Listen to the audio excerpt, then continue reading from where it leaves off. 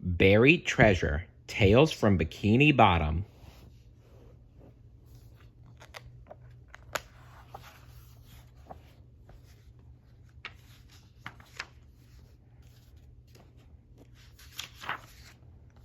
SpongeBob's Secret Valentine by David Lumen, illustrated by Heather Martinez.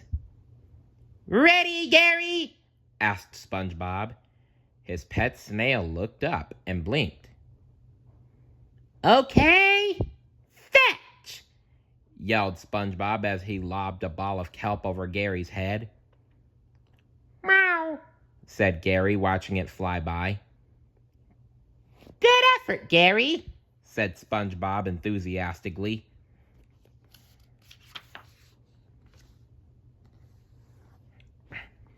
Sandy walked up with the kelp ball splattered all over her helmet. "Howdy, SpongeBob. Is this yours?" "It sure is, Sandy," he said. "Want to play fetch with Gary and me?"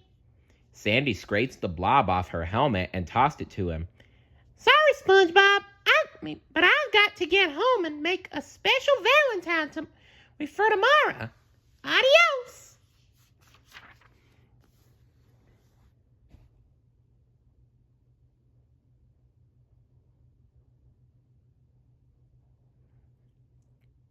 "Did you hear that, Gary?" asked SpongeBob. "I bet that special Valentine Sandy's making is for me. I better start making one for her." "You like Sandy." What do you mean, you like Sandy? Bellowed Patrick, who had crept up behind SpongeBob, startling him. "Well, of course I like Sandy, Patrick. She's my friend."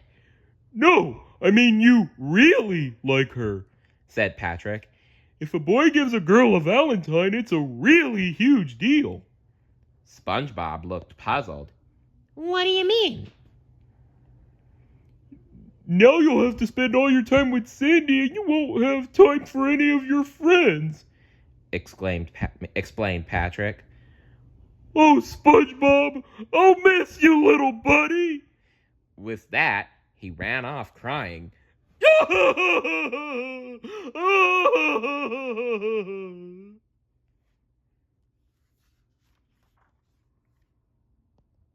Patrick, I don't think Sandy and SpongeBob like each other like that. I think they like each other as just friends.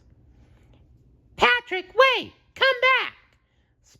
SpongeBob turned to Gary and shrugged. "You know, Gary, it's hard to believe, but I think Patrick might be wrong. On the other hand, I really don't want to lose any friends." SpongeBob thought really hard, then he snapped his fingers. "I know! I'll ask Squidward." SpongeBob knocked on Squidward's door. "Open up! Squidward!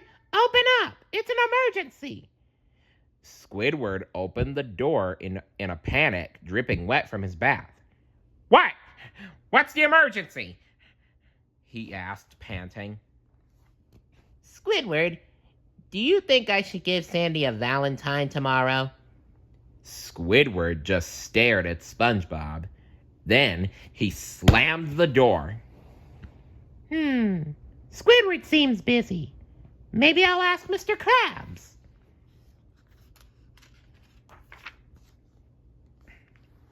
At the Krusty Krab, Mr. Krabs leaned back in his chair. "Sure, SpongeBob. I'd be glad to give you some advice.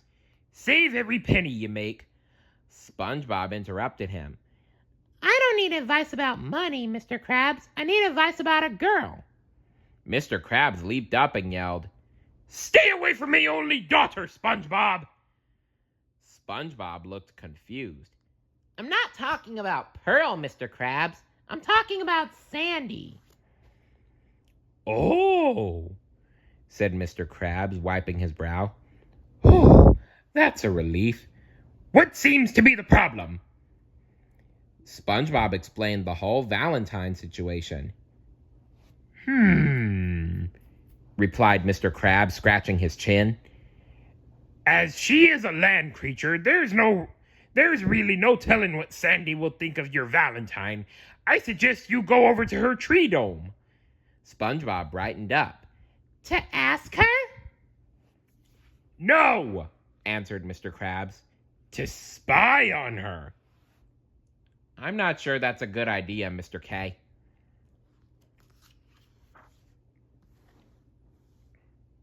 SpongeBob disguised himself as a piece of coral and sneaked up to Sandy's tree dome.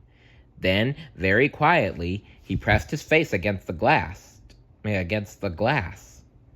He looked all around, but didn't see Sandy anywhere.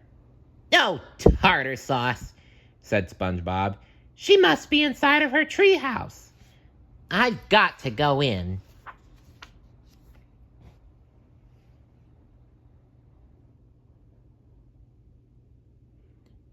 SpongeBob opened and closed the door to the dome as quietly as he could and shimmied up the tree. He peeked through the window and saw Sandy making a huge red Valentine. Suddenly her nose twitched. I smell seawater, salt water, She said. Either my dome sprung a leak, or there's an intruder. Sandy scrambled down the side of the tree and out of the dome as fast as he could. He could hear Sandy behind him yelling, You'll never get away, you thieving varmint! but he did get away. Just barely.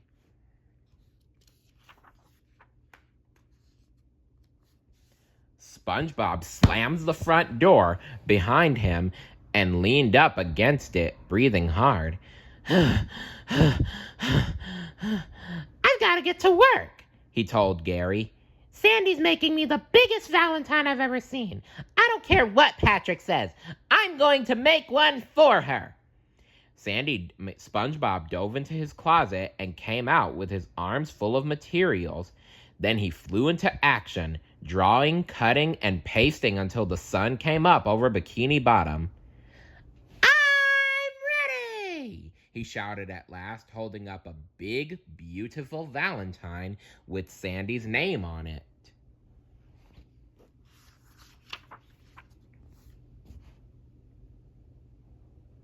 SpongeBob ran over to Sandy's place with the Valentine. Just as he reached her tree dome, Sandy came out carrying her huge Valentine. Hey, Sandy, Said SpongeBob, grinning. that's quite a Valentine you got there. It must be for somebody pretty special. Sandy nodded.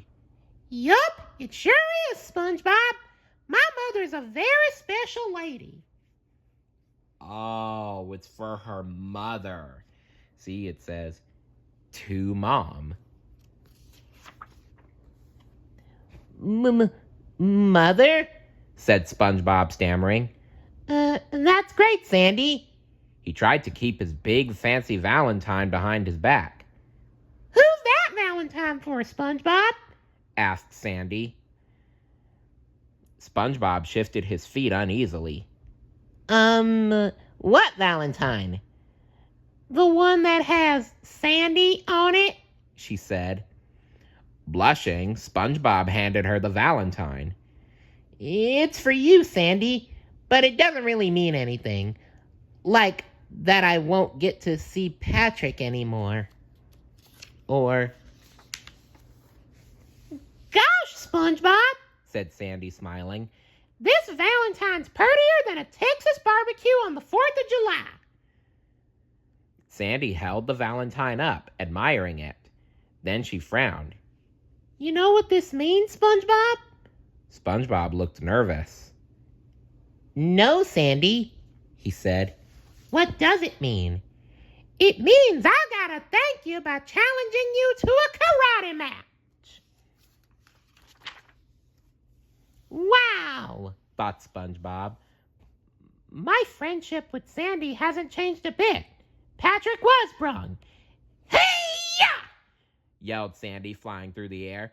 Hey-ya! Screamed SpongeBob.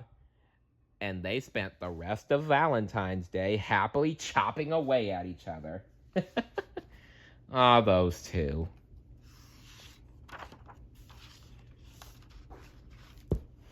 If you had a special Valentine, who would it be?